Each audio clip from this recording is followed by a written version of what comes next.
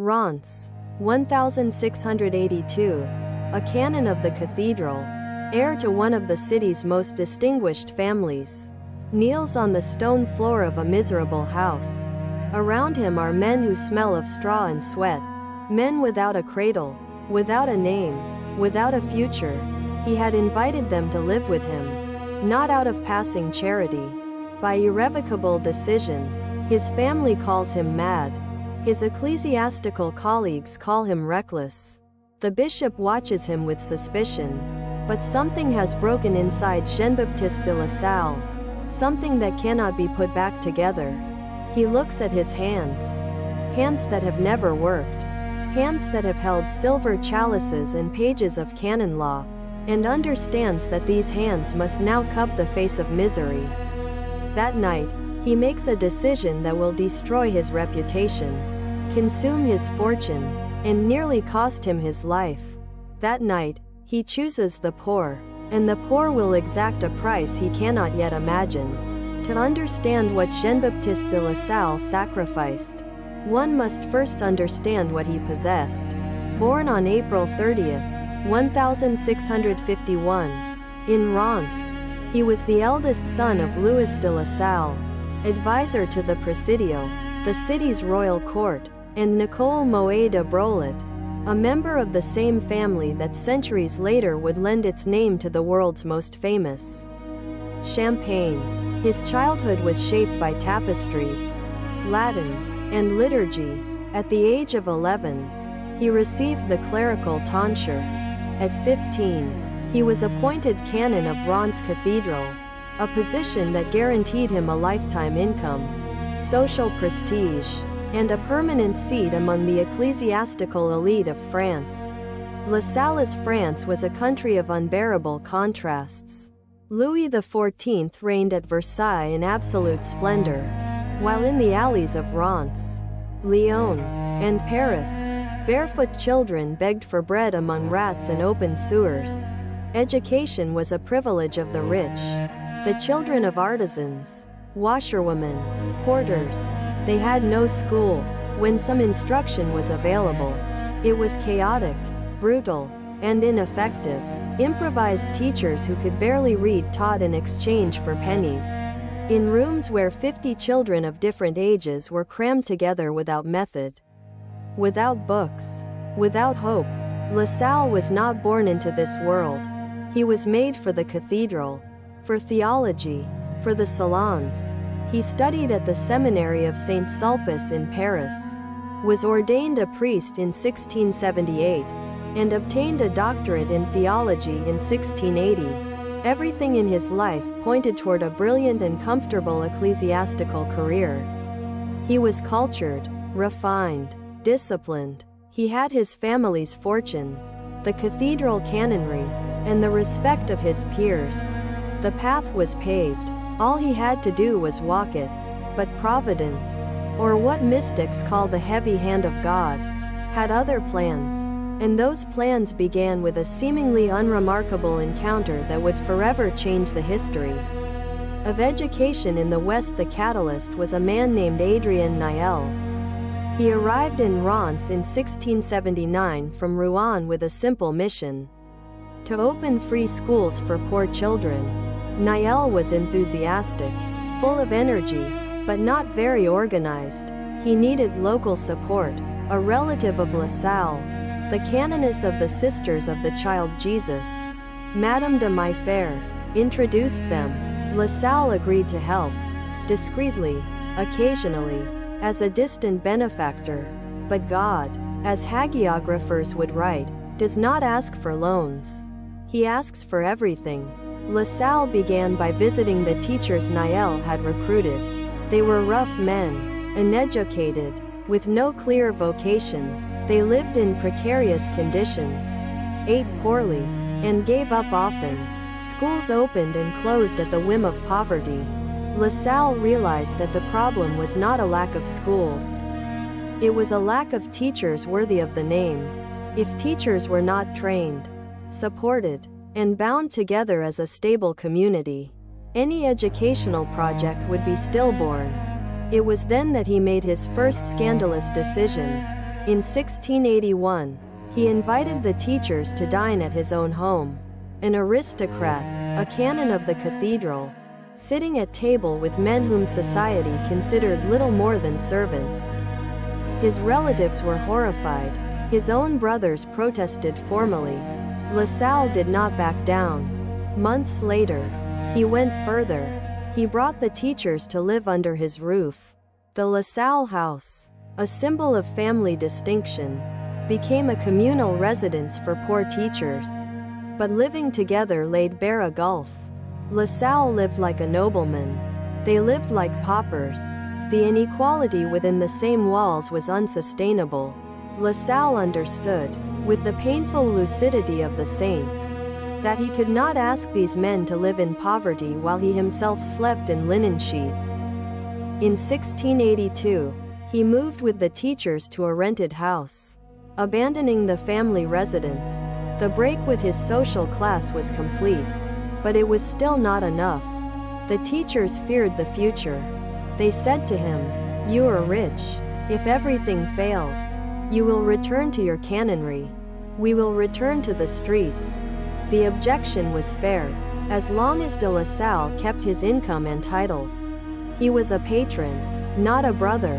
The distance remained. It was then, during the terrible winter of 1683 to 1684, when famine ravaged the Champagne region, that La Salle made the most radical decision of his life.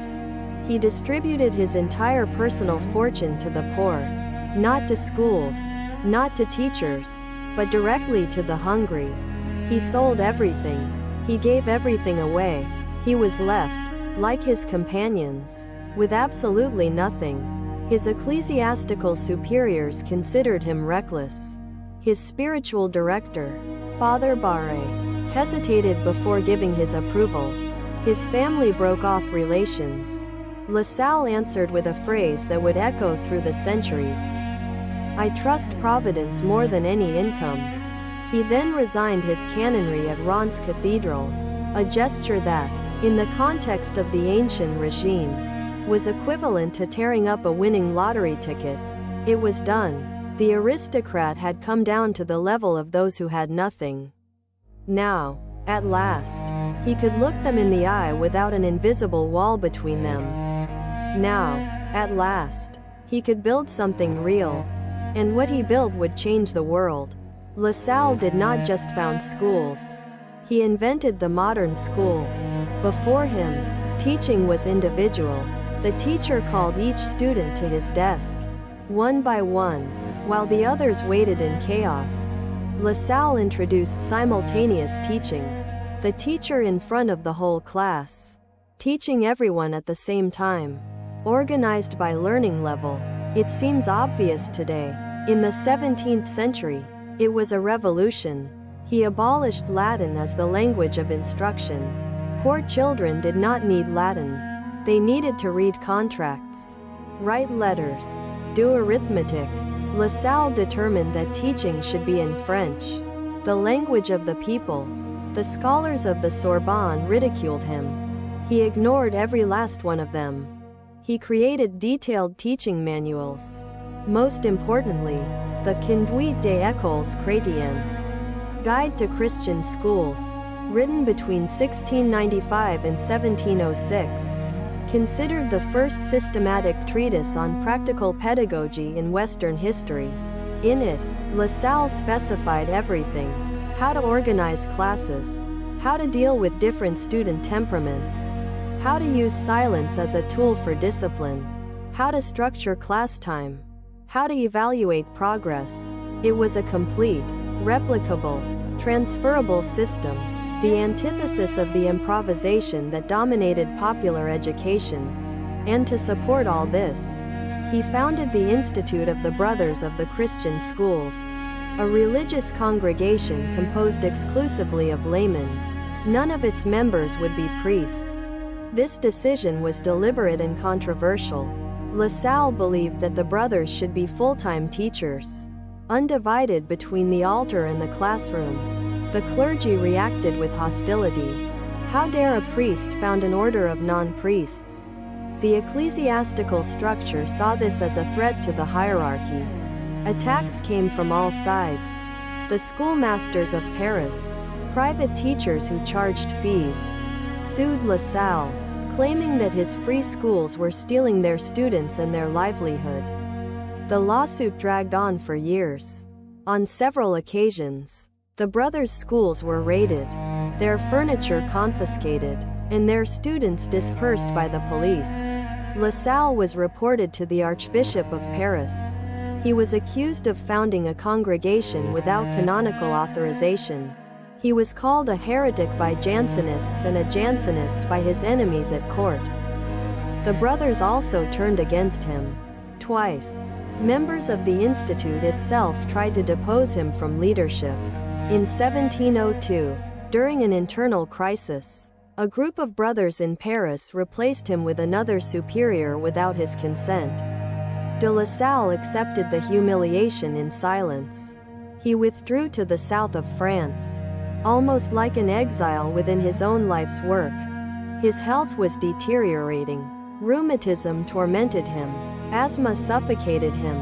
He traveled on foot between the houses of the institute, sleeping in freezing cells, eating whatever was available, or nothing at all. That body once raised among silks now bent under the weight of chosen and relentless poverty. But perhaps the sharpest pain was not physical. It was the loneliness of one who is misunderstood by those he tried to serve. The poor are not always grateful. Disciples are not always faithful. And the church does not always recognize its prophets while they still draw breath. In 1709, the so-called Great Winter devastated France. Temperatures of -20 degrees, frozen rivers, destroyed harvests, widespread hunger, schools nearly closed. The brothers went hungry alongside their students. De La Salle, already old and ill, held the institute together by sheer force of will and prayer. It was during this period that he wrote his darkest meditations, texts in which the dark night of the soul surfaces with a rawness that echoes St. John of the Cross.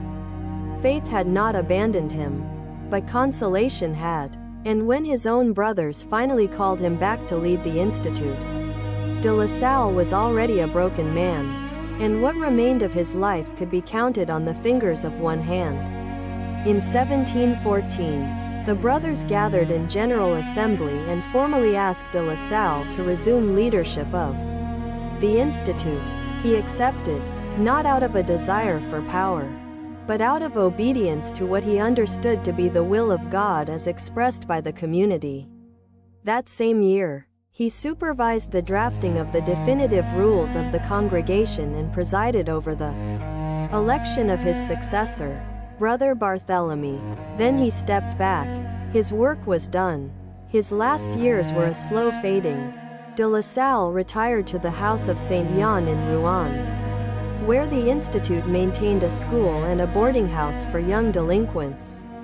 Another of his innovations, education as a tool for rehabilitation, a concept that would not be widely adopted until 2 centuries later. There, amid austere walls and monastic routine, he prayed, wrote, and wasted away. Rheumatism immobilized him for days on end. Asthma made every breath an act of resistance.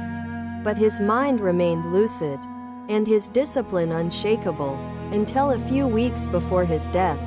He participated in community exercises, dragging himself through the corridors when his legs could barely carry him. During Lent in 1719, a violent crisis finally laid him low.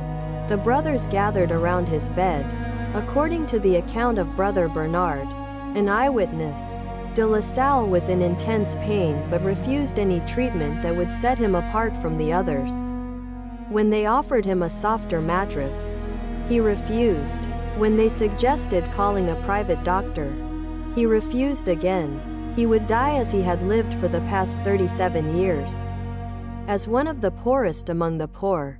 On Good Friday, April 7, 1719, at 4:30 in the morning, Jean-Baptiste de La Salle opened his eyes for the last time. According to the testimony recorded in the process of beatification, his last words were, "I adore in all things the conduct of God towards me." Then silence. He was 67 years old. He died without possessions, without a title, without the canonry he had abandoned, without the fortune he had distributed, without the recognition he deserved. He left only a congregation of brothers, a handful of schools, and a pedagogical method. It seemed like little. It was everything. At the time of his death, the institute had about 100 brothers in 23 communities scattered throughout France. There was no guarantee that it would survive. The congregation did not yet have formal papal approval. This would only come in 1725, with the bull In Apostolicae Dignitatis Solio of Benedict XIII. Everything that de La Salle had built now depended on the fidelity of the men he had trained. And they were faithful. The seed de La Salle planted amid hostility and poverty grew into one of the largest educational networks in history. At the height of the institute, before the revolutionary suppressions, the Brothers of the Christian Schools administered hundreds of schools in France and its colonies. After the French Revolution, which dispersed the congregation and martyred some of its members, the institute re-emerged in the 19th century with renewed vigor, expanding to every continent. Today, the Lasallian network is present in more than 80 countries, with over 1,000 educational institutions serving approximately 1 million students. But the numbers, impressive as they are, do not capture the true dimension of the legacy. What La Salle did was transform the very idea of education. Before him, teaching poor children was seen as a minor act of charity, something for disorganized laypeople and unambitious clergy. After him, it became a vocation, a profession, and a science. La Salle was the first to understand that teachers need to be formed before they can form others. That pedagogy requires method, not just goodwill. That schools must adapt to students, not the other way around. Simultaneous instruction, division by grades and levels, institutionalized teacher training, the use of the vernacular instead of Latin, schools as ordered spaces with schedules, curricula, and assessments. All of this was born, in large part, in the mind of an aristocratic canon who chose to sit at the table with men whom society despised. The Church beatified him in 1888 and canonized him in 1900. In 1950, Pope Pius XII declared him universal patron of educators, a title no other saint bears. The choice was not accidental. De La Salle was not simply a saint who taught. He was the saint who taught the world to teach. Theologically, his life embodies an uncomfortable truth that runs through the whole of the Christian tradition. That God's call rarely coincides with human plans. De La Salle did not want to be an educator. He wanted to be a canon. He did not seek poverty. He was born into wealth. He did not plan to found a congregation. Every step was taken amid internal and external resistance, as if God were dragging him by the collar toward a destiny he would never have chosen on his own. And that is precisely where the darkest and most beautiful dimension of his story lies. Total surrender. Not the surrender of the weak, but of the strong who understand that their strength does not belong to them. Jean-Baptiste de La Salle died on Good Friday, the day the Church contemplates God emptying himself. This is no coincidence. There is a coherence to it. He spent his entire life emptying himself of wealth, titles, comfort, recognition, health, until nothing remained but naked faith and the work it sustained. The world offered him everything a 17th century man could desire. He gave it all back, and in return, he received the terrible and luminous privilege of serving those whom no one wanted to see. 3 centuries later, in every classroom where a teacher stands before children the world has forgotten, the spirit of that canon of Reims still breathes. Silent, stubborn, indelible, La Salle surrendered his entire fortune and position for a vocation he never chose. Do you believe that God's greatest callings are precisely the ones we would never have chosen ourselves?